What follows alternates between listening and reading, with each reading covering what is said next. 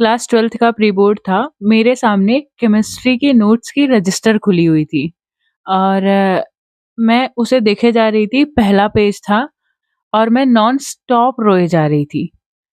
क्यों रोए जा रही थी पता है? कि मुझे सुबह प्री बोर्ड नहीं देने जाना है। क्यों नहीं देने जाना है?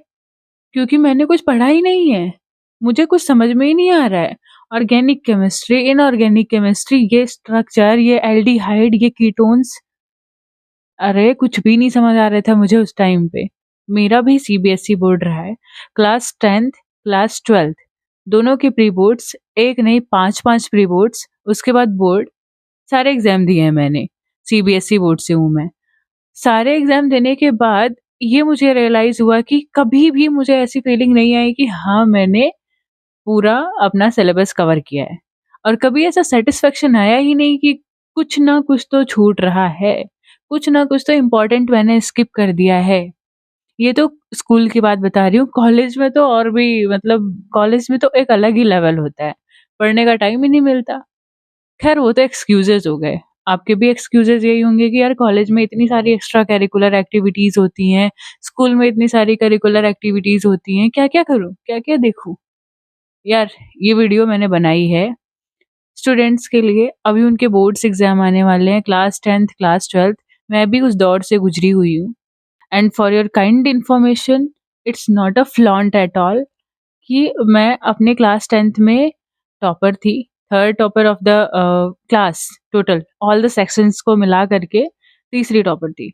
एंड क्लास 12th में भी मेरे अच्छे खासे मार्क्स आए और वो कैसे आए मुझे आज तक नहीं पता चला, क्योंकि मैं हमेशा स्टक फील करती थी। क्लास 10th में बहुत अच्छा था, समझ में भी आते थे कॉन्सेप्ट, 12th में तो कुछ आया ही नहीं।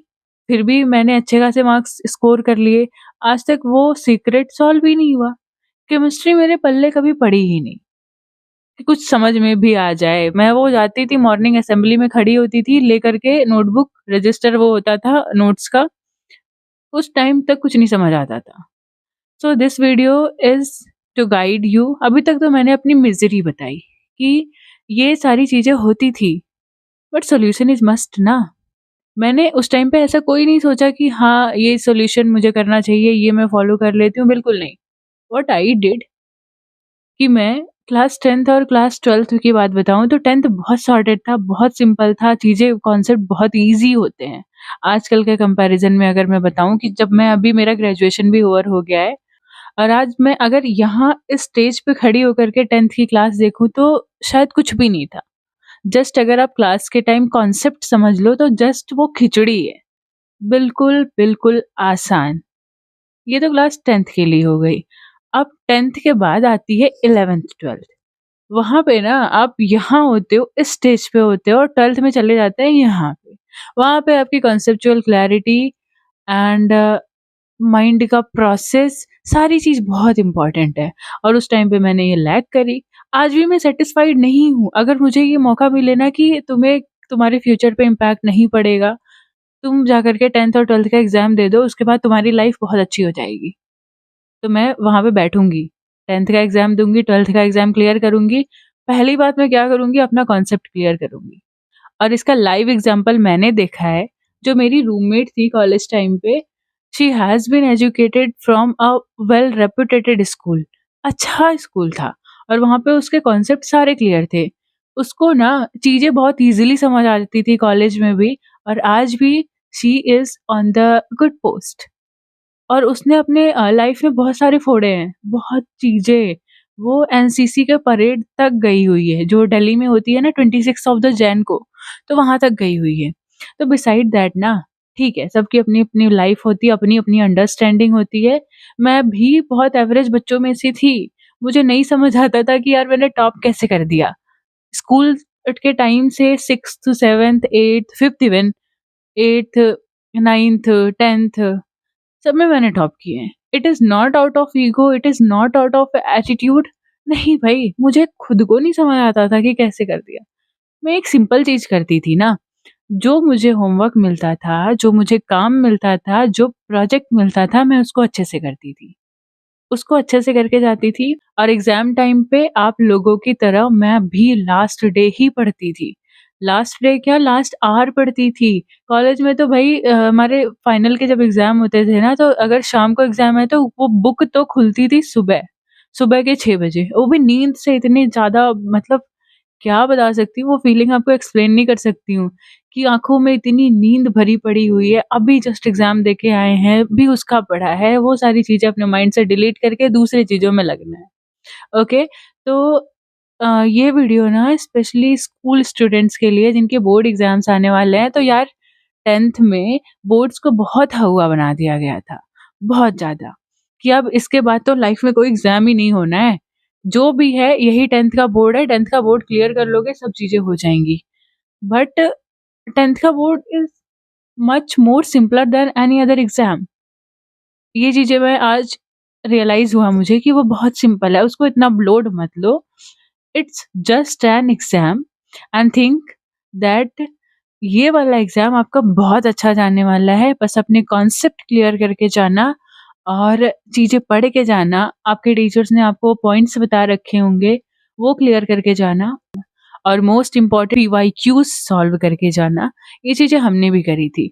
और एक अप्रोच मैंने अपनाया था 12th में या फिर 10th में कि कोई भी क्वेश्चन ऐसे ही नहीं छोड़ के आ गई थी। यार इसके पीछे ना एक इंटरेस्टिंग स्टोरी भी है कि मैं जब 10th में थी, प्री बोर्ड्स होते थे तो उसमें एक चैप्टर था हिंदी का। 3 मार्क्स का क्वेश्चन था, आंसर था उसका लिखना था और मुझे नहीं पता थे। मैंने उसके आंसर में डेढ़ 2 पेज भर डाला था। बाद में इवन टाइम वहाँ पे टाइम बहुत कॉन्स्ट्रेंट होता है, टाइम की कमी होती है, तो बाद में मेरी टीचर बोल रही है कि यार ये लड़की जो है ना 3 मार्क्स के लिए इसने 3 पेज भरे हुए हैं। अब रीज़न उनको कौन बताए कि मुझे आता ही नहीं था आंसर।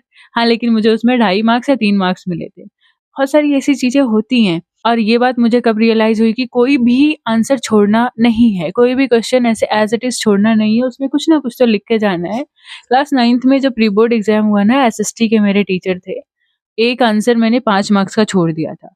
उस टाइम पे उन्होंने बोला कि, "अब बता, तू अगर मुझे मार्क्स देना भी हो तो कहाँ दूँ?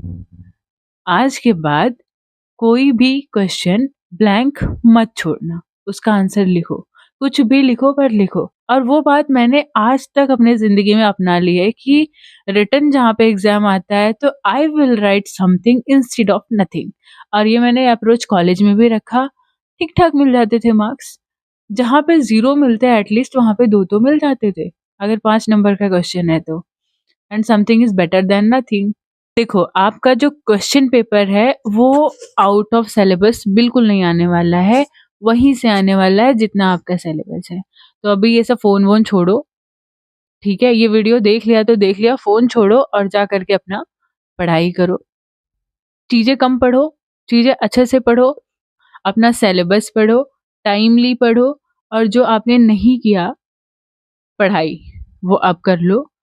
एंड ट्रस्ट मी इतने में भी एग्ज़ाम आपका बहुत अच्छा जाने वाला है, बहुत अच्छा जाने वाला है। ये जो 10th और 12th के एग्ज़ाम्स है ना, it is not a rocket science. You can clear it, stay calm, पढ़ाई करो और इतना प्रेशर में मत आओ।